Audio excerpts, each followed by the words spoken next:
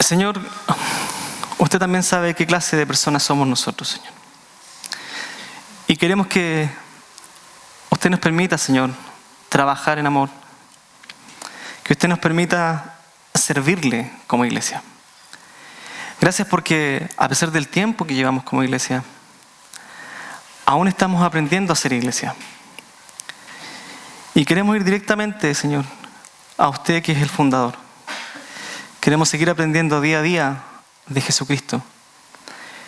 Y le pido, Señor, que cada cosa que su palabra nos vaya mostrando, cada cosa que su palabra vaya, Señor, revelando en nuestro corazón, que su Espíritu Santo lo pueda hacer carne en nosotros, Señor. Queremos vivir un cristianismo encarnado, un cristianismo que realmente manifieste nuestra vida, que manifieste nuestro pecado, que manifieste, Señor, qué somos delante de usted. Somos una iglesia que realmente queremos servirle. Le amamos, Señor. En las buenas y en las malas la amamos. Y queremos ser, Señor, la iglesia que usted tiene planificada para nosotros. Cuide nuestros corazones, Señor. Cuida a cada familia que está representada aquí. Cuide, Señor, a su iglesia, porque es su nombre, Señor, el que está en juego, no el nuestro. Queremos que su nombre, como dice su palabra, llegue a ser estandarte de la verdad. Y queremos que nos conozcan porque nos amamos. Pero no tan solo por eso, Señor, sino porque somos capaces de glorificar a Cristo con nuestras vidas. Gracias por todo en Cristo Jesús. Amén. Muchos de ustedes saben que yo tengo 2 hijas pequeñas. Una de 4 años ya, recién cumplidos. La princesa de 4 años, le digo cuando se acuesta. Y una de 1 año 8 meses. Sofía. Victoria de 4 y Sofía de 1 año 8 meses. Y les comento esto porque ha sido muy interesante el proceso de paternidad. Sobre todo los primeros meses del nacimiento de Victoria. Mucha gente nos decía, duerman. Yo dije, ¿para qué vamos a dormir? Hay tanto tiempo para dormir. Uno puede dormir siesta, puede dormir tranquilo en la noche. No entendía eso en realidad. No lo aproveché, fui ingenuo, iluso. Y nació Victoria. Y los primeros meses fueron bien complicados porque ella sufría de cólicos. Entonces lloraba por todo. Realmente en el día estaba muy bien, dormía en el día y durante la noche se despertaba. Y se despertaba llorando, que era lo mejor. Entonces la paseábamos con Claudia, nos turnábamos. Debo reconocer que me quedé dormido más de una vez con ella de pie. Está viva, no se me cayó nunca. Gracias a Dios llegaron mis suegros después, donde estábamos viviendo. Tuvieron con nosotros una visita cortita de 6 meses. Y nos ayudaron 6 meses a estar con ella, a estar con las niñas, a criarlas. Pero ese proceso fue interesante los primeros meses con Victoria. Yo creo que los primeros 8 meses, los primeros 6 meses fueron de dormir poco, para no decir nada. Pero después de 1 año, de los 8 meses, como hasta el año y medio, es bien entretenido tener un hijo porque empieza a mover las manos más de lo normal, empieza a imitar, se ríe, hace gracias. Entonces uno puede interactuar más con el bebé. Le cuenta algunas cositas. Así que era bien interesante ver sus primeras palabras, sus primeros sonidos, sus primeros pasos, en los que, para mi tristeza, como tengo 2 mujeres, ya no querían estar en brazos conmigo. Querían caminar. Ya está bien, uno quiere que caminen y después ya no quiere que caminen porque empiezan a explorar la casa, son un peligro andante. Así que uno empieza como a aprender junto con los niños. Uno empieza a aprender a ser padre. Empieza a descubrir realmente lo que es ser padre. Y junto con caminar empiezan a manifestar su carácter. Empiezan a decir por primera vez no. O mío. Mío, dice. ¿De dónde sacó eso? Si nadie se lo enseñó. Mío, dice. No. Así que ahí tuvimos que aprender a lidiar con las primeras llamadas de atención. Que las primeras duelen mucho al papá. Llamarle la atención a una niña duele mucho. Así que tuvimos que aprender. Estuvimos en ese proceso. Pero lo bonito de todo este proceso fue que ellas, a medida que crecieron, fueron asociando el sentido de familia. Porque antes nosotros dejábamos a las niñas con alguien y no lloraban. Y cuando empiezan a reconocer a la familia, empiezan a extrañar y empiezan a llorar. Y es interesante porque es cuando ellos empiezan a asociar esta realidad entre su mundo interno y el mundo externo y empiezan a darse cuenta que la mamá no es parte de ellos, que ellos pueden llorar y ya no llega la leche, que ya pueden llorar y nadie los va a ver. Entonces empiezan a hacer esta asociación de la realidad. Y es un proceso muy, muy interesante. Lo que más me gustaba es que cuando yo llegaba a la casa, en ese tiempo trabajaba en la librería, después cuando trabajaba junto a Esteban, llegaba a la casa y ellas corrían y me decían, papá. Y eso era como que me hacía el día. Y claro, yo a veces le iba a abrazar y no querían decirme papá nomás y se iban. No es tan ideal mi vida. Y a veces me quería mostrar un juguete o contarme alguna cosita por ahí. Entonces era bien interesante ese momento de llegar a la casa y que me dijeran papá. Pero también con Claudia tuvimos que ir aprendiendo a ser papá. Y tuvimos que ir aprendiendo a ser familia. Y por las buenas, por las malas, tuvimos que aprender a ser familia. Porque no es lo mismo cuando uno está solo a cuando tiene hijos. Así que nos tocó discusiones por cómo las criábamos. Nos tocó discusiones por quién dormía más. Y nos tocó sentarnos a conversar y decir, bueno, esto es lo que vamos a hacer. Nos vamos a poner de acuerdo en esto y esto es lo que vamos a hacer con nuestra hija. Las vamos a llamar la atención de cierta manera, vamos a tener cierto tipo de disciplina. Cuando yo la reto usted no se va a meter y así.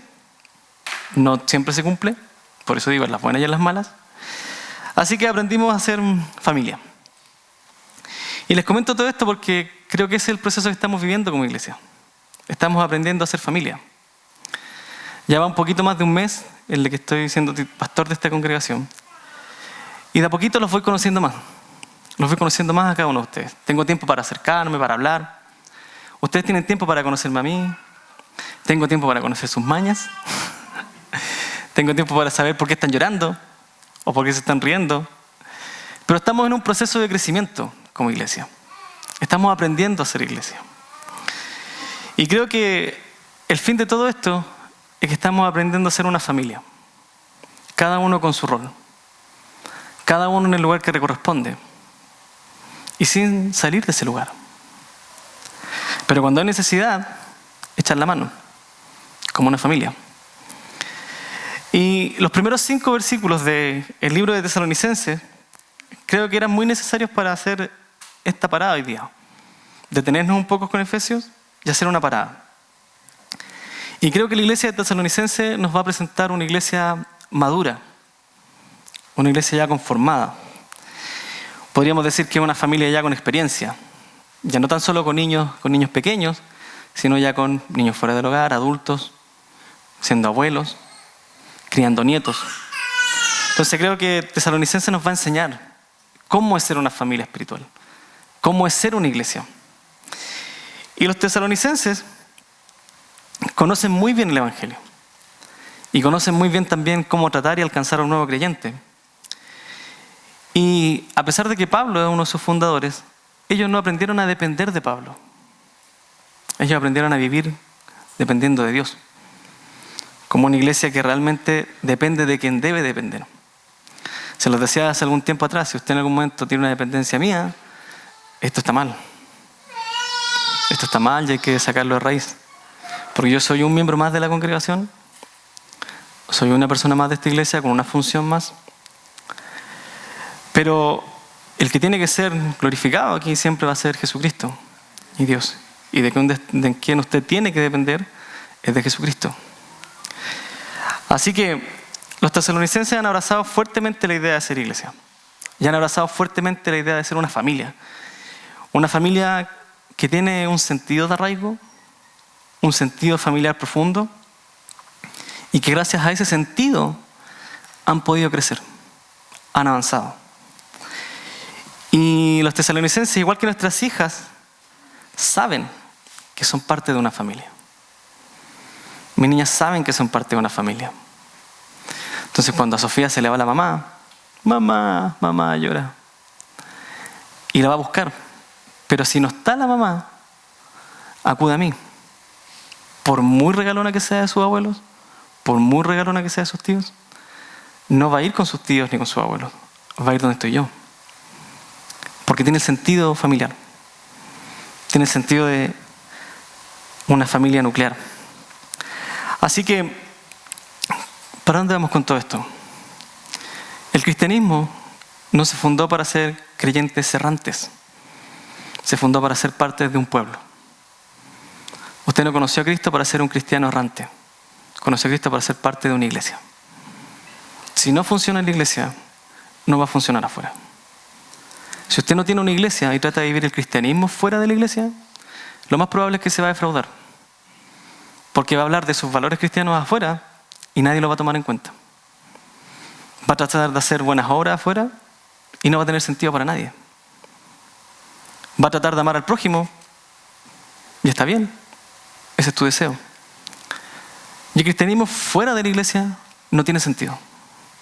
Dentro de la iglesia es donde toma el valor que corresponde. Debajo de la cabeza, que es Jesucristo. Fuera de ella, no tiene valor.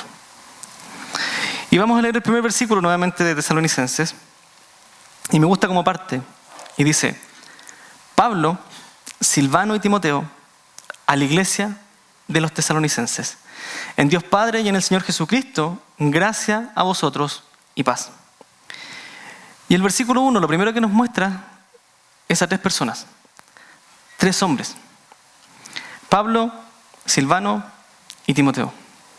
Y luego la iglesia de los tesalonicenses. Y me gusta porque inmediatamente nosotros encontramos el típico saludo de Pablo en la mayoría de sus 13 cartas, pero vamos a encontrar que él inmediatamente nos muestra cómo se constituye esta iglesia. Y esta iglesia tiene a sus fundadores, o los pastores de su iglesia, y tiene a los miembros de su iglesia. Tiene a Pablo, Silvano y Timoteo, sus fundadores y sus pastores, y a los tesalonicenses, sus miembros. Y tiene una división clarita. Así funciona esta iglesia. Y no dejan de ser iglesia, son una iglesia. Así que vamos a hablar un poquito de estos fundadores, quiénes son. Y la verdad es que hablar de Pablo y Timoteo entre cristianos es como hablar de Alexis Sánchez y Arturo Vidal. Todos lo conocen. Todo el mundo conoce a Pablo y a Timoteo. Todos sabemos quiénes son. Más de alguna vez hemos escuchado alguna prédica de Pablo y otra de su discípulo Timoteo. Pero la pregunta es, ¿qué pasa con Silvano? ¿Quién fue Silvano? ¿Qué sabemos de Silvano? También se le conoce como Silas. Pero ¿quién es Silvano? Y en Hechos 13, la iglesia de Antioquía de Siria envía a Pablo y a Bernabé a lo que conocemos como el primer viaje misionero. Toman a Pablo y a Bernabé y salen a Chipre. Y ahí realizan su primer viaje misionero. Y en Hechos 14, del 27 al 28, ellos regresan de su primer viaje misionero. Y van a informar a la iglesia que los envió y a decirle, esto fue lo que pasó. Y uno de los eventos más importantes que había sucedido en ese primer viaje misionero es que no solo los judíos se estaban convirtiendo al cristianismo, sino que también los gentiles, los que no eran judíos, también se estaban convirtiendo al cristianismo. Y el Espíritu Santo también venía sobre ellos. Entonces ellos venían emocionadísimos a contar esta situación. Así que anunciaron esto. Dijeron, ¿saben qué? Los gentiles también se están convirtiendo. Pero los judíos, los judaizantes que no querían soltar la ley de Moisés, no querían aceptar esta situación. Entonces estaban diciendo, ¿saben qué? Pueden ser creyentes, está bien, Dios les envió el Espíritu Santo, pero tienen que hacer más cosas también, tienen que guardar la ley de Moisés. Entonces armó un debate entre ellos, lo que quedó registrado en Hechos 15, y llegaron a una conclusión. ¿Saben qué? Ellos también pueden ser parte del pueblo de Dios. Porque si el Espíritu Santo vino sobre ellos, nosotros no podemos negarlo. Se acabó. Esa fue la conclusión. Escribieron una carta y la enviaron. Así que para enviar esta carta, le dijeron a Pablo y a Bernabé, que venían de vuelta de su viaje, van a tener que ir de regreso a esos lugares a leer esta carta y a entregarla. Porque necesitamos que esto se aclare ahora. Que no se forme un conflicto con esto. Pero, como el asunto es grave, en lo menor tienen que ir con 2 personas más. Así que ahí enviaron a 2 personas más. Y en Hechos 15:22, si me acompaña Hechos 15:22,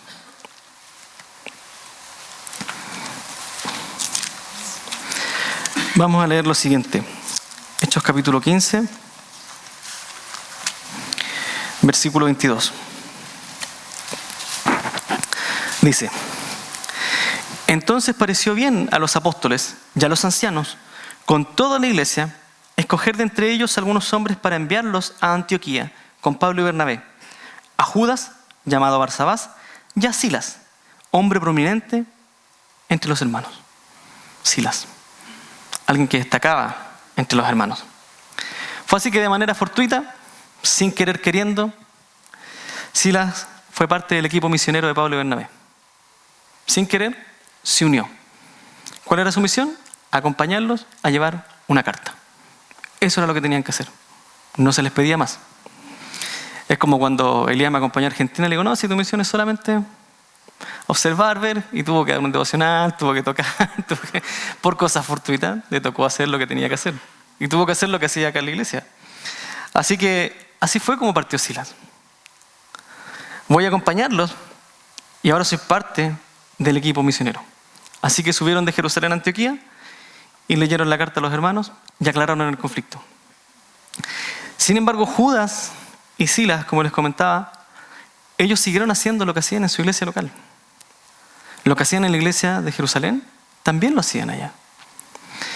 Y Hechos 15, 31, 35 nos narra un poquito qué era lo que ellos estaban haciendo cuando acompañaron a Pablo. Hechos 15, 31 al 35 dice así: siendo Judas y Silas también profetas, exhortaron y confortaron a los hermanos con un largo mensaje. También se dedicaron a predicar el evangelio, a animarlos. Y después de pasar por allí algún tiempo, fueron despedidos en paz por los hermanos para volver a aquellos que los habían enviado. Dijeron, listo, gracias, pueden volver a su iglesia. Pero a Silas le pareció bien quedarse allí. Silas tenía amor por la gente. Y dijo, no, esto no puede quedar así.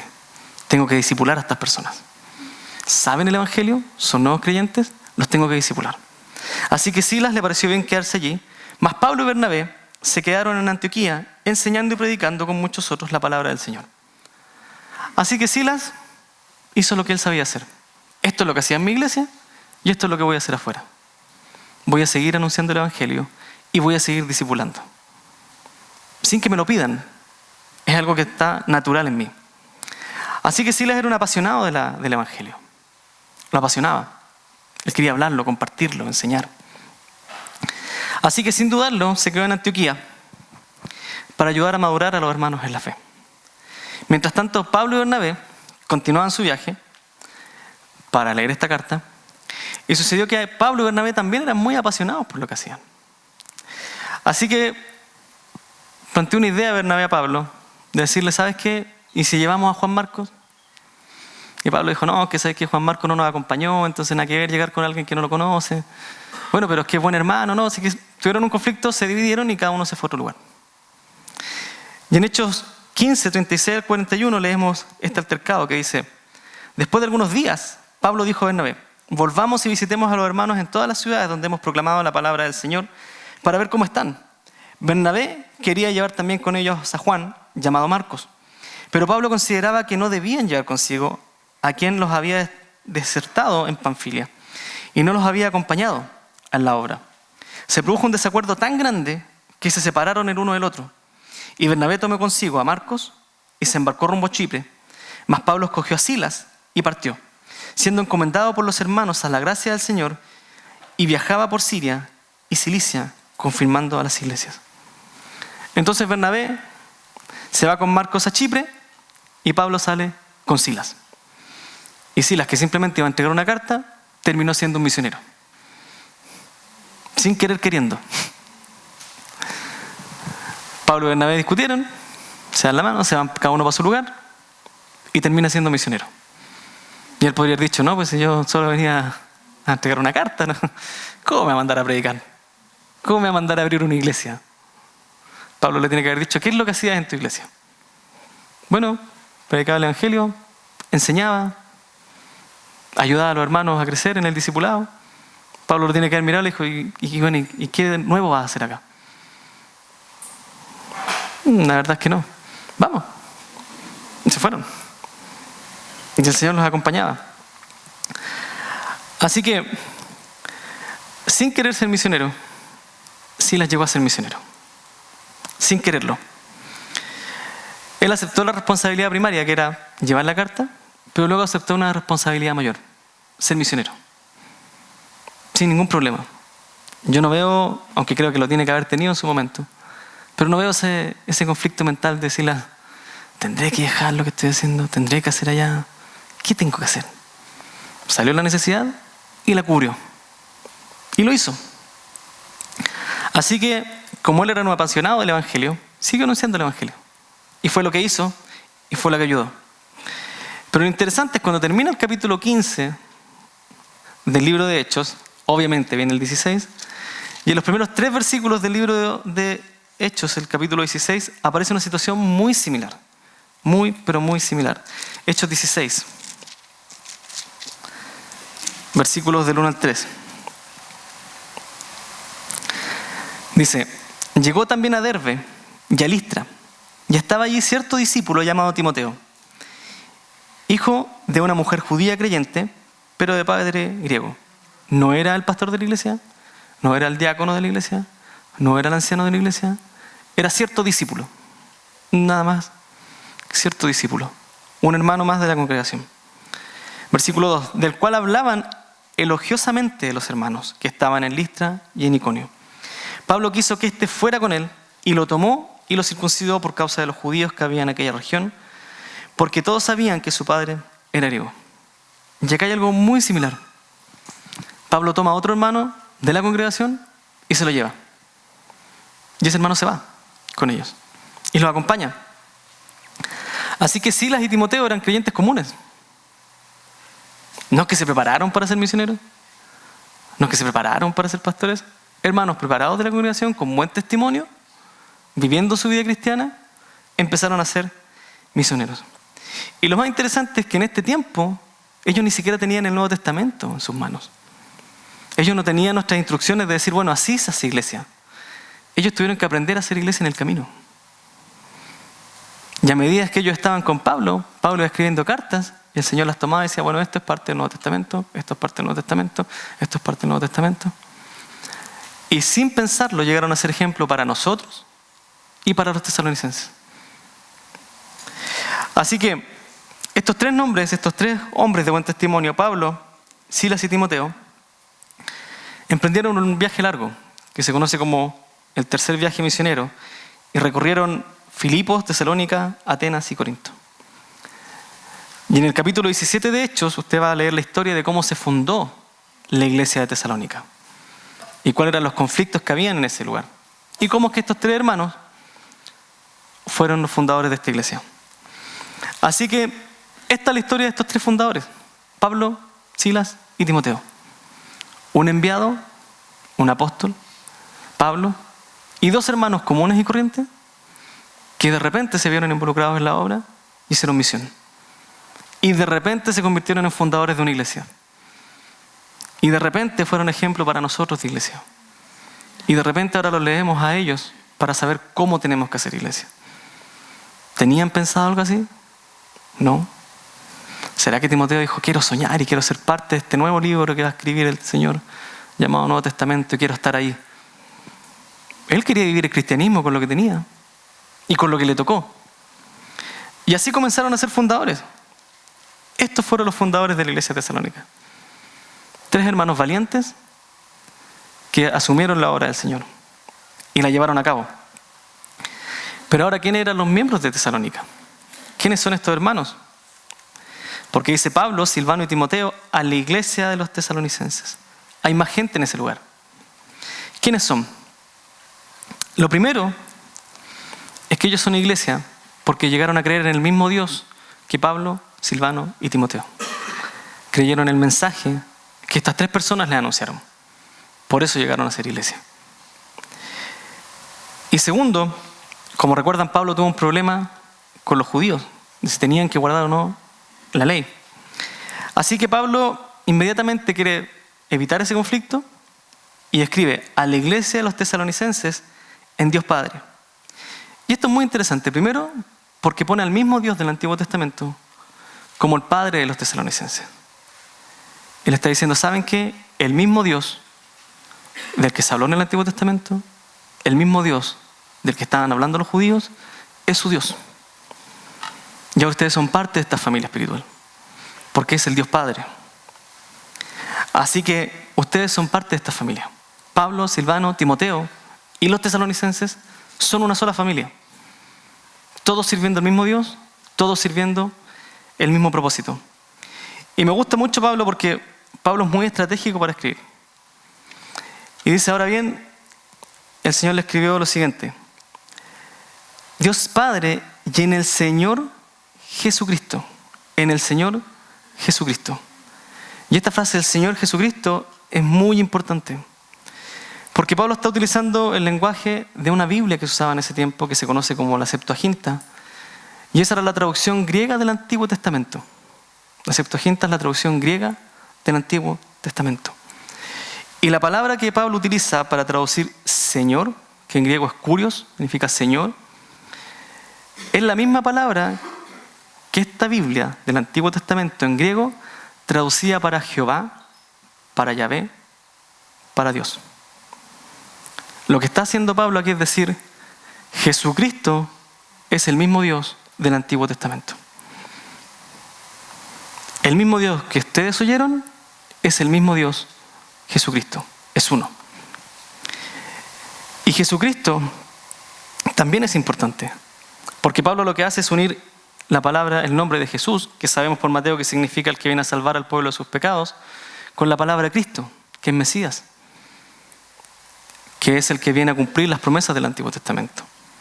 Entonces les dice, ¿saben qué? Ustedes son hijos de Dios y el Señor y el que los gobierna es el Dios del Antiguo Testamento, encarnado, capacitado para cumplir las promesas del Antiguo Testamento en sus vidas. Entonces Pablo se evita este problema de decir, no, nosotros no somos parte del pueblo de Dios.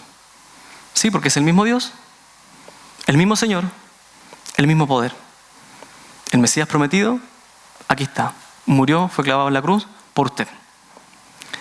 Así que Pablo es muy, muy estratégico para escribir. No se le escapa ni una, como dice mi abuelita. A mí no se me escapa ni una. Así que este es el Dios que unificó a los tesalonicenses. Este fue el Dios que los unificó. Este fue el Dios que logró unir a Pablo, a Silvano y a Timoteo con un grupo de hermanos que no conocían mucho de Dios y los hizo un pueblo. Y los hizo una iglesia. ¿Por qué? Porque todos creían en el mismo Dios. Porque todos creían en el mismo evangelio. Así que, ¿qué es lo que cree una iglesia madura? ¿Qué es lo que cree la iglesia tesalónica? Una iglesia madura cree en un Dios poderoso. Un Dios que cumple sus promesas. Y que capacita a sus miembros para realizar su obra. Una iglesia madura ve al Dios del Antiguo Testamento haciendo milagros y cree que hoy día ese mismo Dios es la cabeza de la iglesia. Una iglesia madura no hace distinción entre el Dios del Antiguo y el del Nuevo.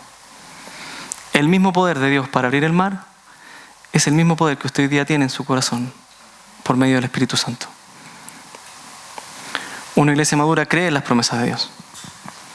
Una iglesia madura, si tiene que salir al fin del mundo, lo va a hacer igual.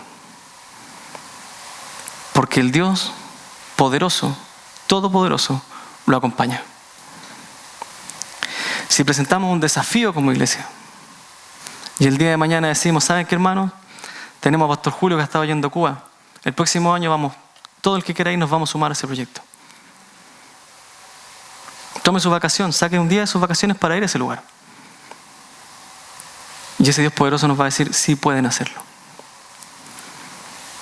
Pero es que nos falta dinero, nos falta tiempo. Sí puede hacerlo. Porque el propósito era llegar hasta lo último de la tierra. Y si Dios nos pone un desafío, lo podemos lograr.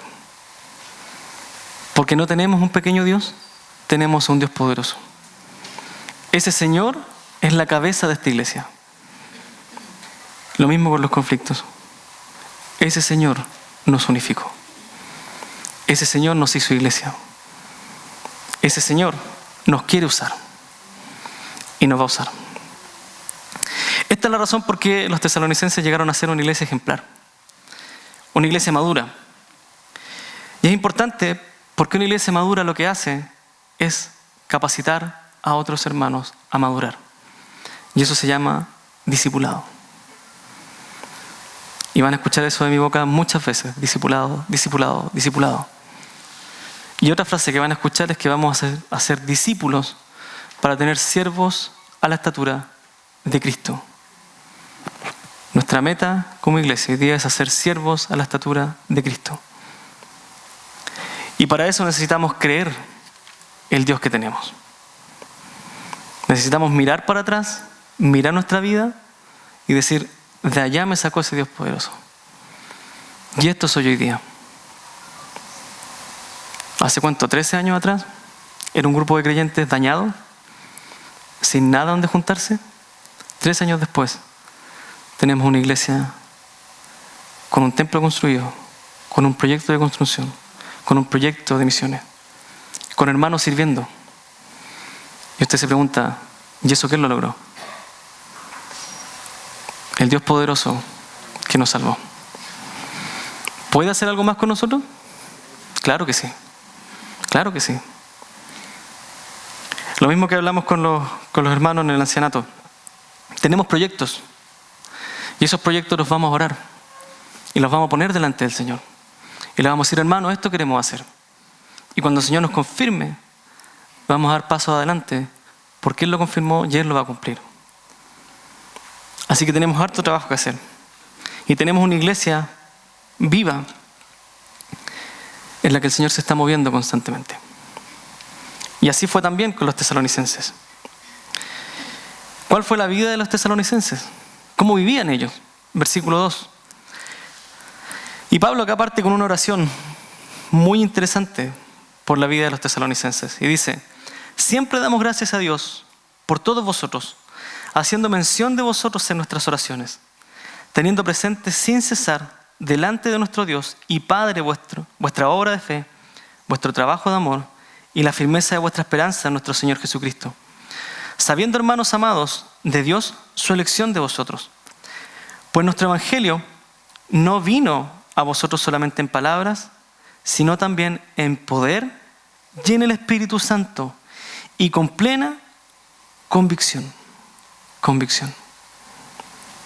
Como sabéis, ¿qué clase de personas demostramos ser entre vosotros por amor a vosotros?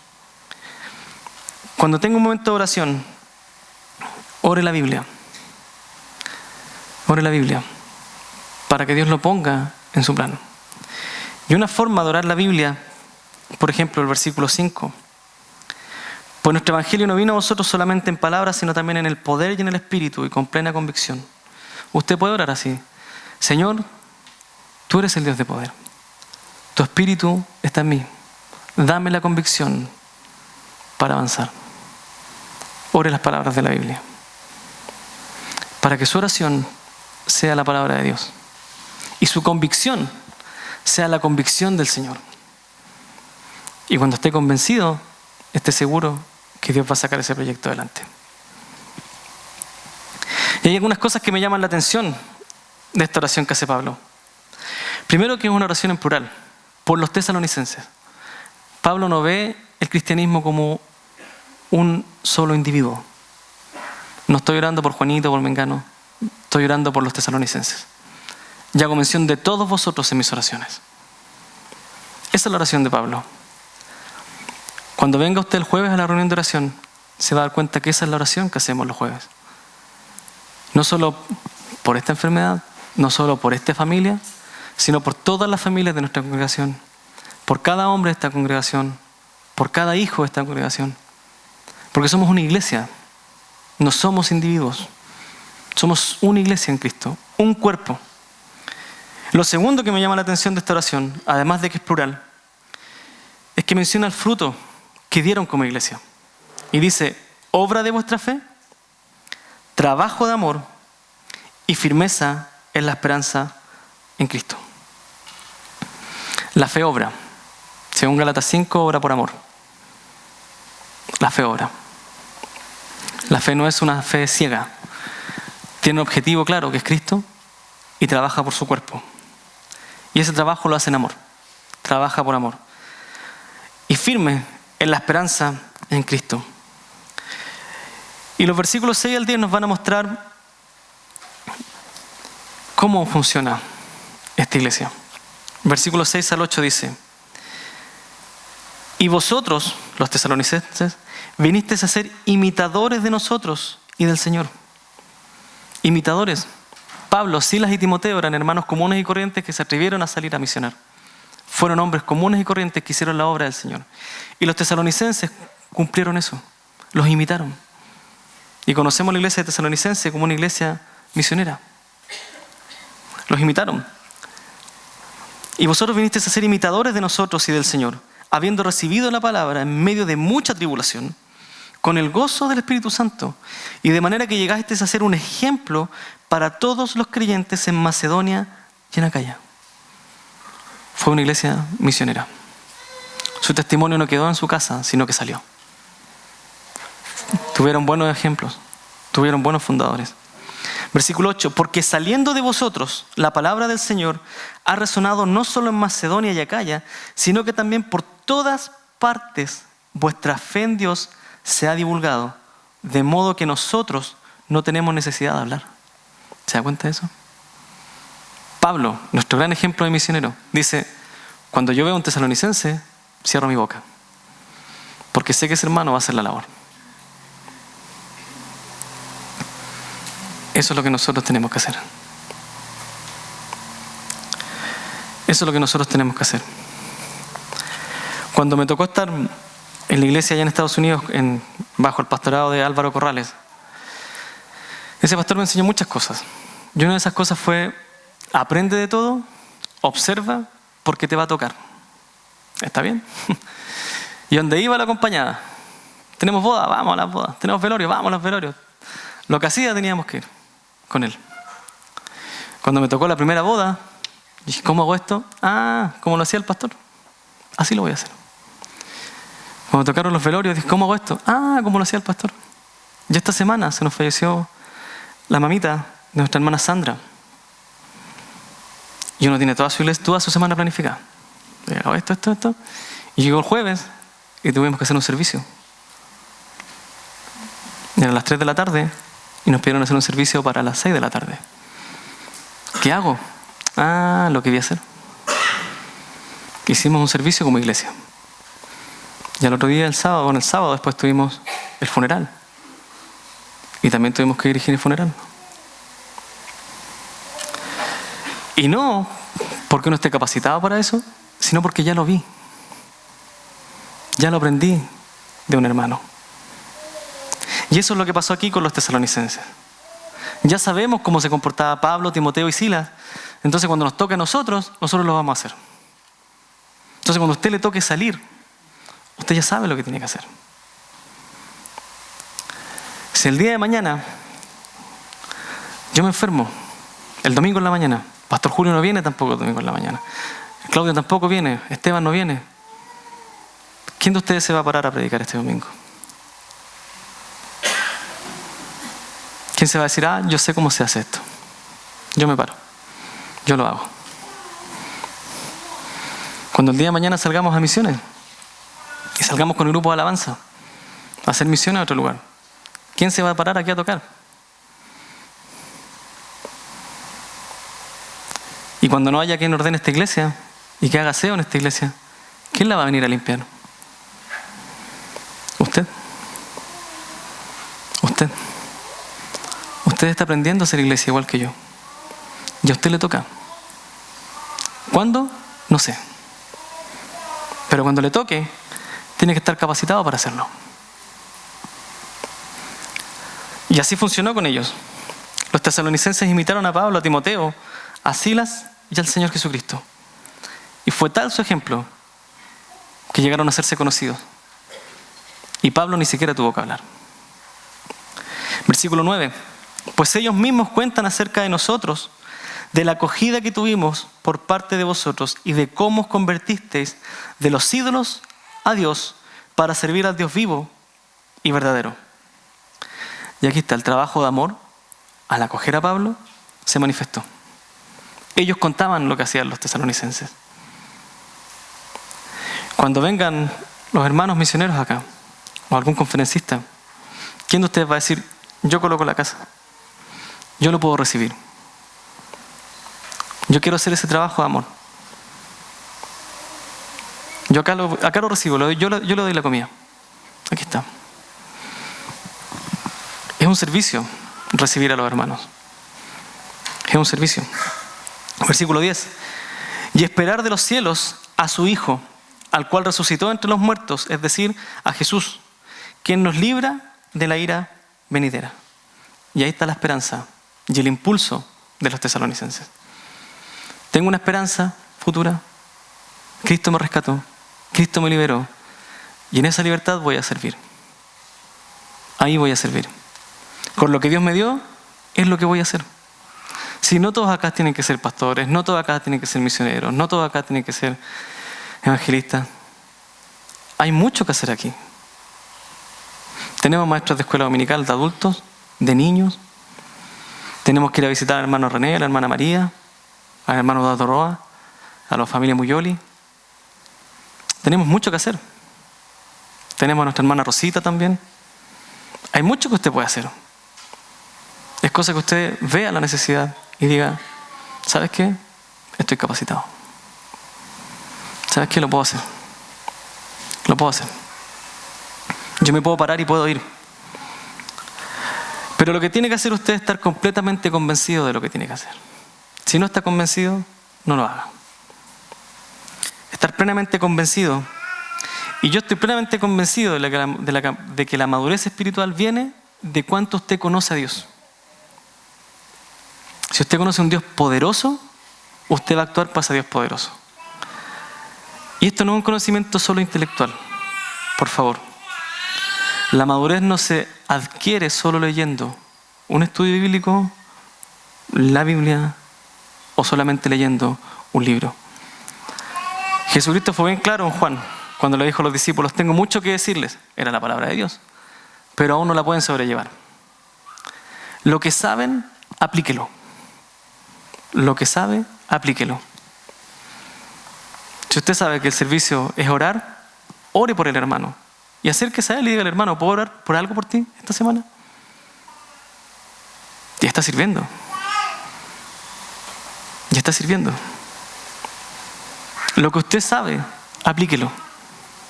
La madurez espiritual va ahí. Si usted cree realmente que tiene un Dios poderoso, a ese Dios le va a orar. Así que nuestra idea de madurez tiene que ver con cuánto usted conoce a Dios. Y lo que conoce, cómo lo aplica, cómo lo lleva a la práctica.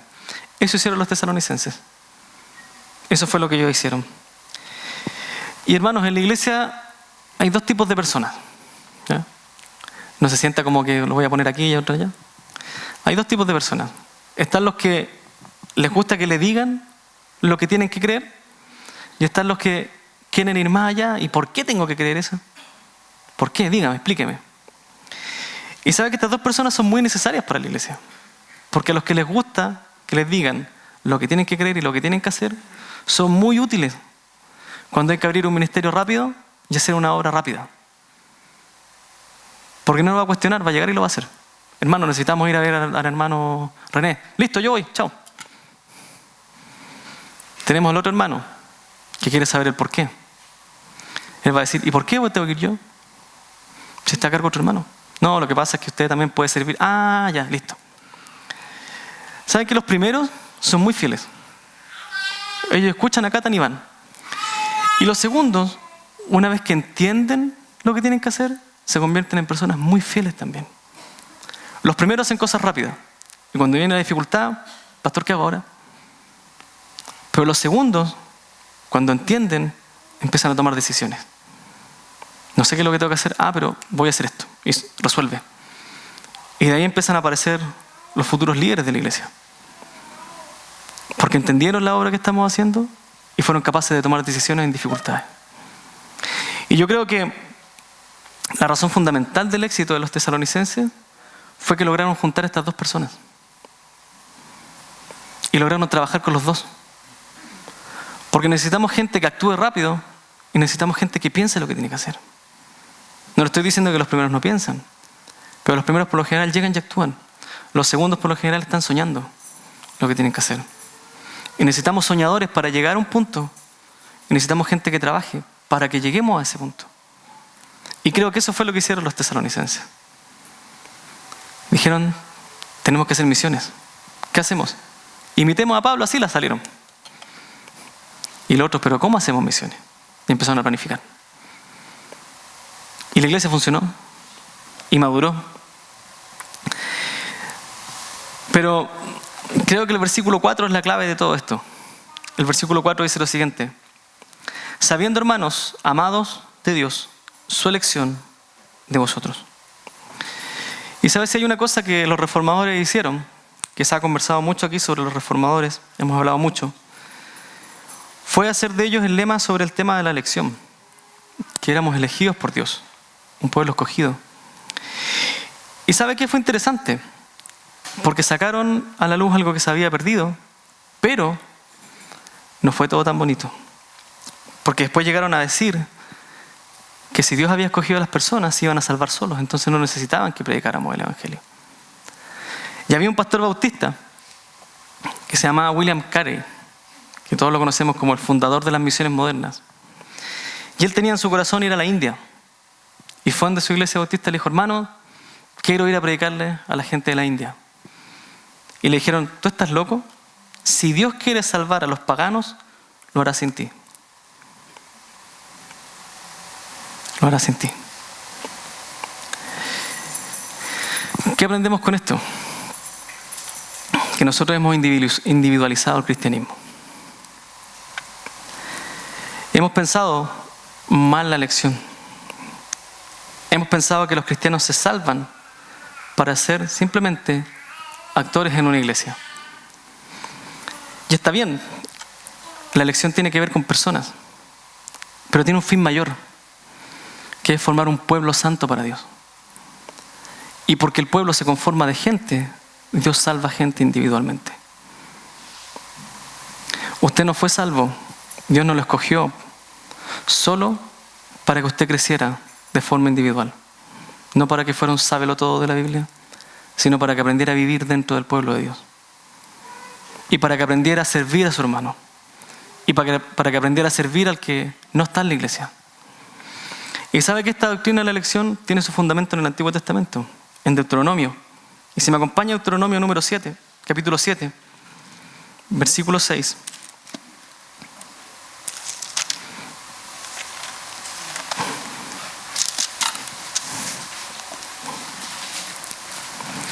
Versículos 6 al 8.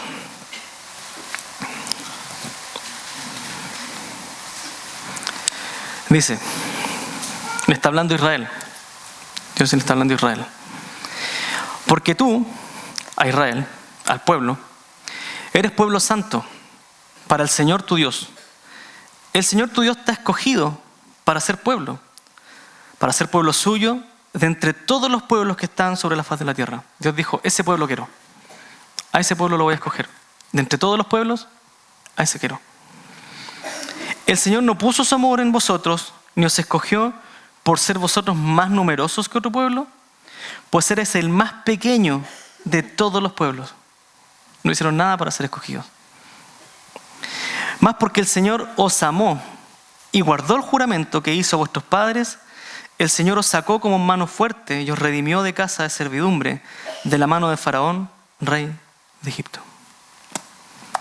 Dios tomó a ese pueblo de entre todas las naciones por dos motivos. Porque eran los más insignificantes y porque Dios es fiel y había prometido a Abraham hacer una gran nación. Y Dios no nos escogió a nosotros por ser muy buenos ni por ser los mejores.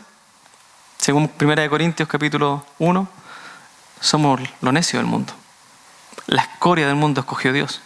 Para avergonzar a los sabios nos escogió. Dios no nos escogió para ser individuos, nos escogió como pueblo. Usted lo salvó individualmente porque tiene un propósito mayor, hacer un pueblo. ¿Cuál fue la conclusión de Pablo en Efesios 2 respecto a esto? Que Dios salvó también a los gentiles para hacerlos parte del pueblo de Dios. Ahora la iglesia. Y no nos hizo para que dijéramos por el mundo, soy especial, Dios me salvó, para que usted diga, soy parte del cuerpo de Cristo y sirvo dentro del cuerpo de Cristo. Y los tesalonicenses entendieron muy bien esto. ¿Qué cosa? No hay salvo sin iglesia. No hay pueblo de Dios sin iglesia. No hay misión sin iglesia. No hay cristianos sin iglesia. No hay servicio sin iglesia. No puede hacer nada de eso si no es parte de la iglesia.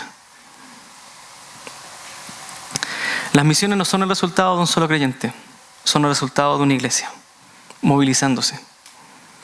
Si no entendemos que Dios escogió a la iglesia, no vamos a entender nunca la lección. Esté feliz porque Dios lo escogió, esté feliz porque Dios lo salvó, pero esté más feliz aún porque lo hizo parte de un pueblo y no lo dejó solo, errante. Nosotros así tenemos que vivir nuestro cristianismo, no individual, como iglesia.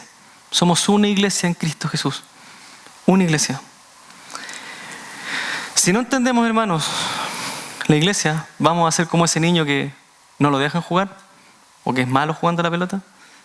Toma la pelota y se la lleva para la casa, y se mía la pelota y se la lleva, y se entró. ¿Saben que ese niño piensa que ganó? Pero cuando llega a la casa, se da cuenta que no tiene con quién jugar.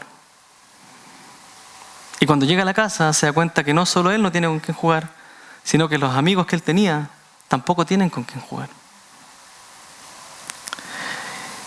Y es igual en la vida cristiana, exactamente igual. Si no entendemos la iglesia y la elección de forma corporativa, usted no puede servir en la iglesia. Si no entiende que usted fue escogido para ser un discípulo de Cristo y para que madurara y para que usted hiciera a otro discípulo, no vamos a avanzar como iglesia. Usted tiene que ser un discípulo de Cristo.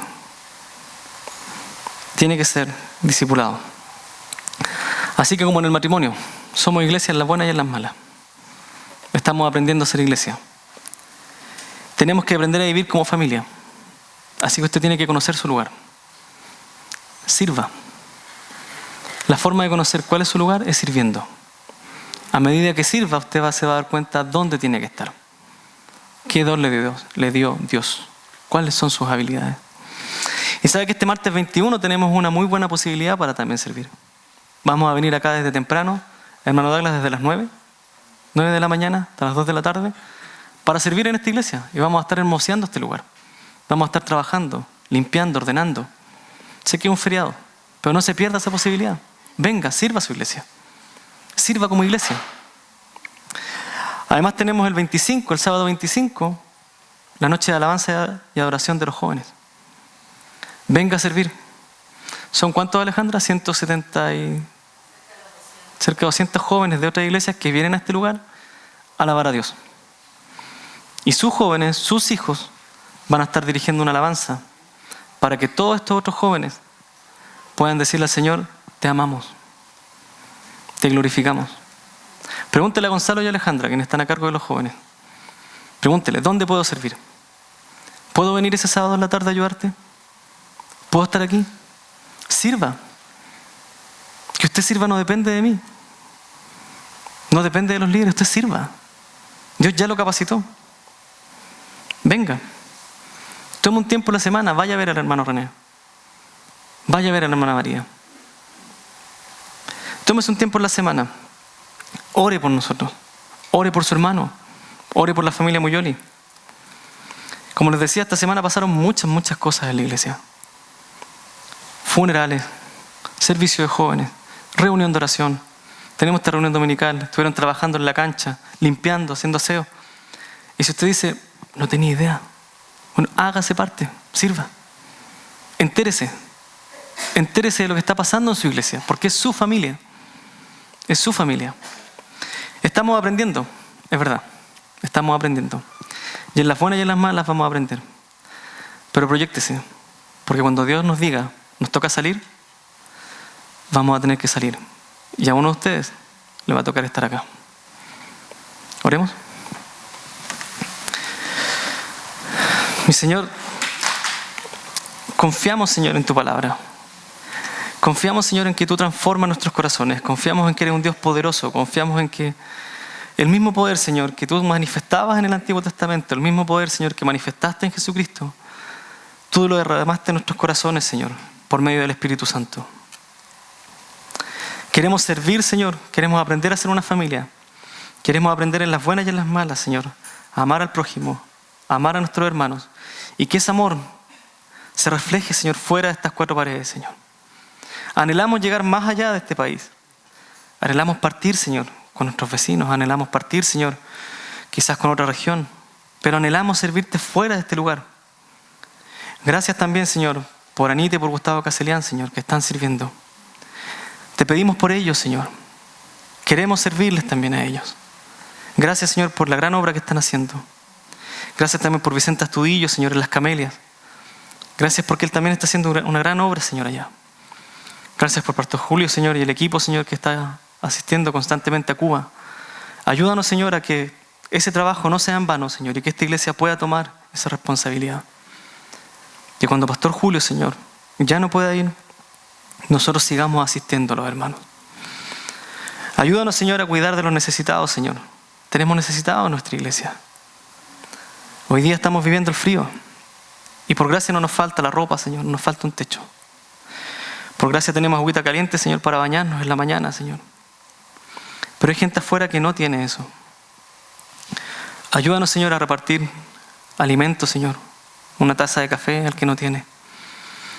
Ayúdanos, Señor, a servir, pero primero, restaura nuestros corazones.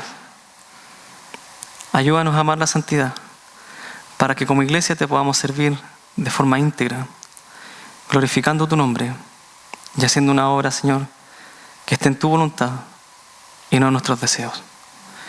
Gracias por todo. En el nombre de Cristo Jesús. Amén.